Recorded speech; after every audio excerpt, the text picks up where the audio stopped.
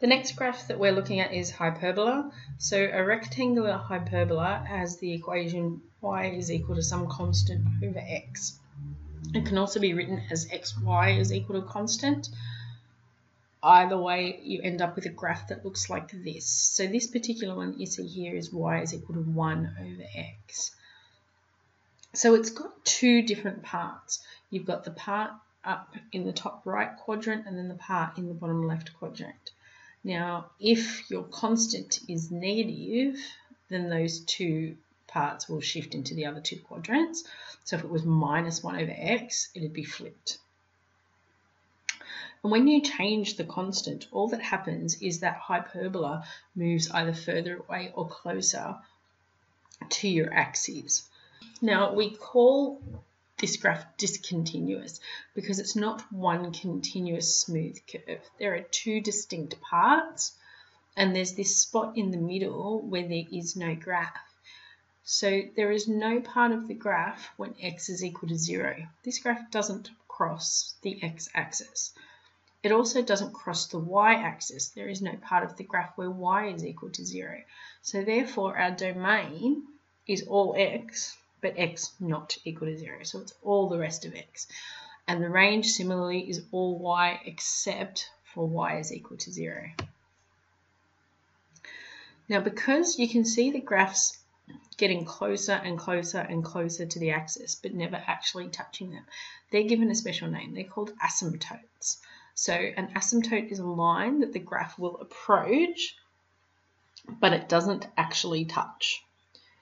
So the asymptotes for this graph are x is equal to 0 and y is equal to 0.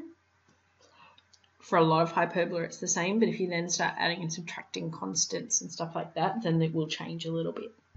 So looking at our first example, we want to find the domain and range of y is equal to 2 all over x plus 2, and then because we found the domain and range, you'll then sketch the graph. So to find the domain of a function, we need to look at the x values and for what x values it can and cannot exist. So in this case, we have a fraction and x is on the bottom of the fraction. When we have fractions, we can't divide by 0. It's completely undefined. It's not something that we can exist, like how many zeros go into 2. There is no answer to that question. So the bottom of our fraction, x plus 2, cannot be equal to 0. It can be any other number there is, but it cannot be 0. So to work out the domain, you look at the conditions, and the condition is that x plus 2 is not equal to 0.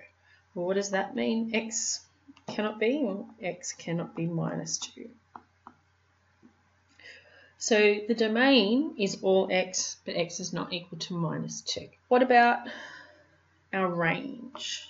Well, what numbers can y be? Can it be positive? Yeah, it can be. Can it be negative? Yes, it can be. But what can it not be? It can't be 0. And it cannot be 0 because there is no number that we can divide 2 by and get an answer of 0. So therefore, y is not equal to 0. So they give you your asymptotes. So x cannot be equal to negative 2. So we put in our dotted line there to show that, well, that's the point that it does not cross. So what that means is that this graph will cross the y-axis. Where is it going to cross the y-axis? Well, it crosses the y-axis when x is equal to 0. So let's substitute in and find out what happens then. So we get 2 all over 0 plus 2. So that's equal to 2 over 2, which is equal to 1. So this is going to cross the axis at 1.